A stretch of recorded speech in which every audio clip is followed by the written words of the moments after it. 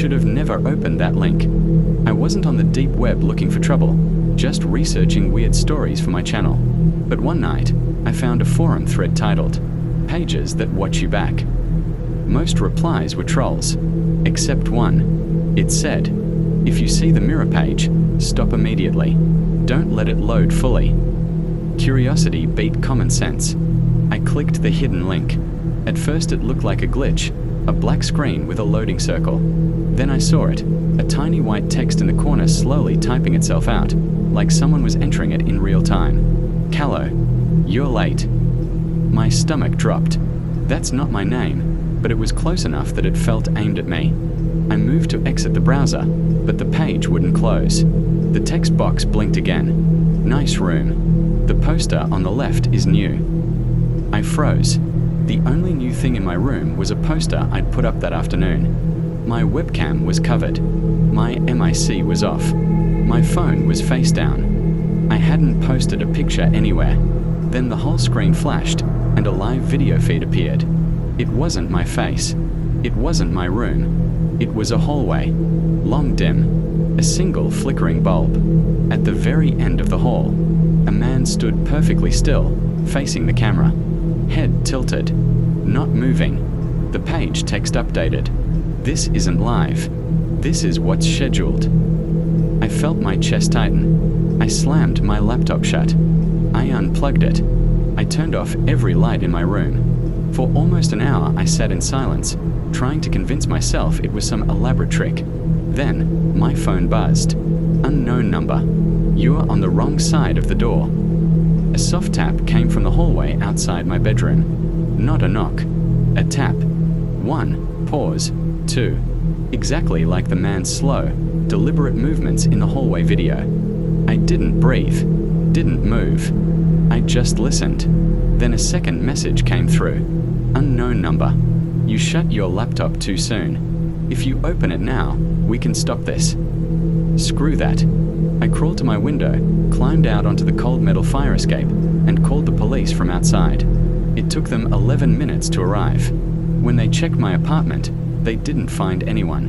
But they did find my bedroom door slightly open, and my bathroom door completely closed, even though I hadn't used it all night. Inside, the light was on. On the mirror, written in something black and oily, "Next time, let it load." The number that texted me was disconnected by morning. And the link? Gone. Like the whole page never existed. Now, some nights, my phone buzzes from an unknown number. I never open them. But the notifications preview just enough to read one sentence. "You still owe US the full load."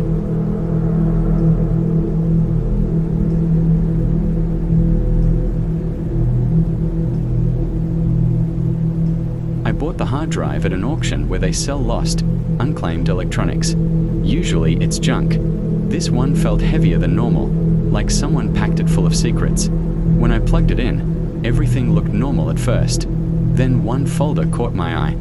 "Do not restore." There was no reason for it to exist. It wasn't part of any system backup. It looked handmade. I clicked it. Inside were 12 video files, all named with long strings of numbers, coordinates, though I didn't know that yet. Each file was exactly 3 minutes long. The first one opened on its own. A man in a hoodie sat in a parked car. His breathing was rough, like he'd been running. He leaned close to the camera and whispered, "This is proof. He's tracking me."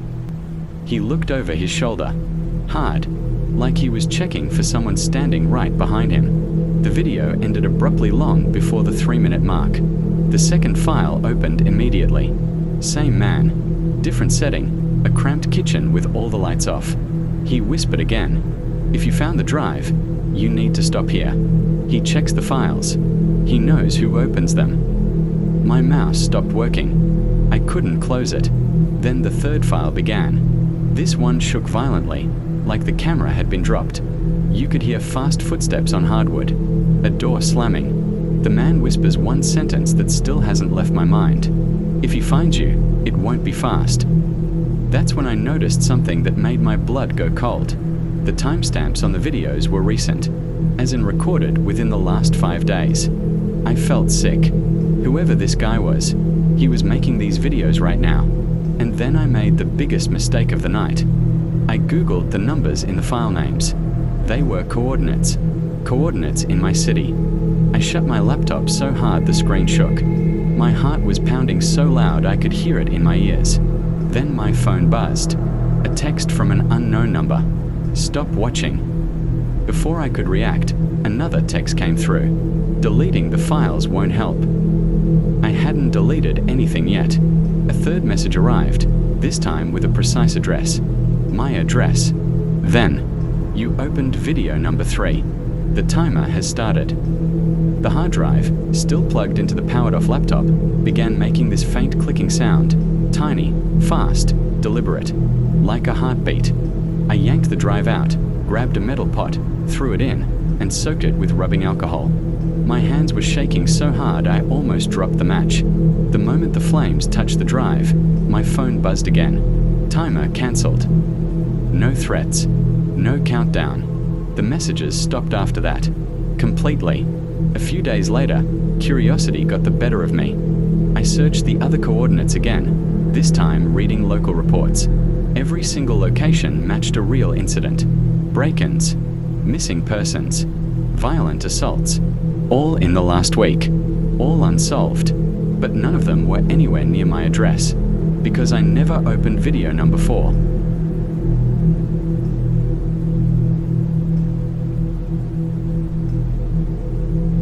I was on a deep web marketplace looking for weird material to use in my videos when I found a listing with no title, no seller name, just a price, $0. Curiosity 1. I clicked it. A blank page opened with a single button. Generate contact. I tapped it.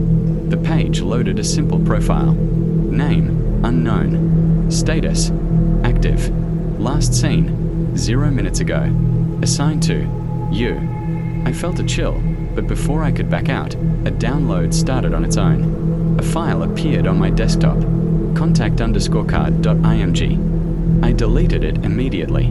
It reappeared instantly. Then my phone buzzed. A text from an unknown number. Stop trying to delete him. I froze. I hadn't told anyone what I was doing. Another message.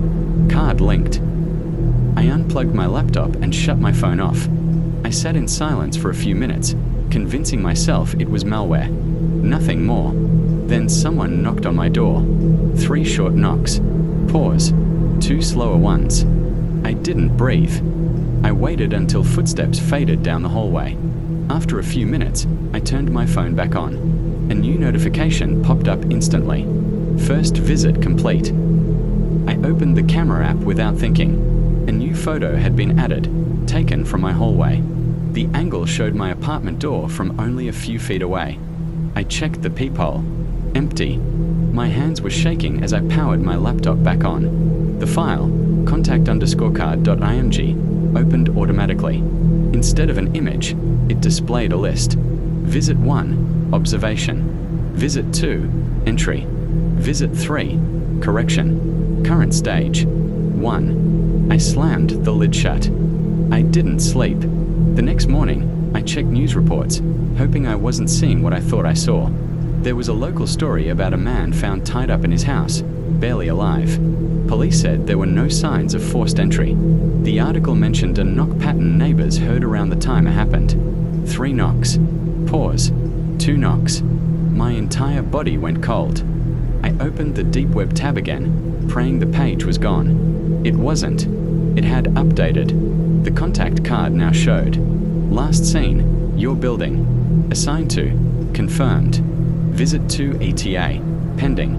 And at the bottom, a new button. Request postponement, 1 per user. I didn't press it. I shut down everything, packed a bag, and left my apartment without looking back. When I checked my phone hours later, one final message was waiting. Postponement received. Visit to rescheduled. Do not delete the card. I didn't request anything, which means someone pressed it. For me.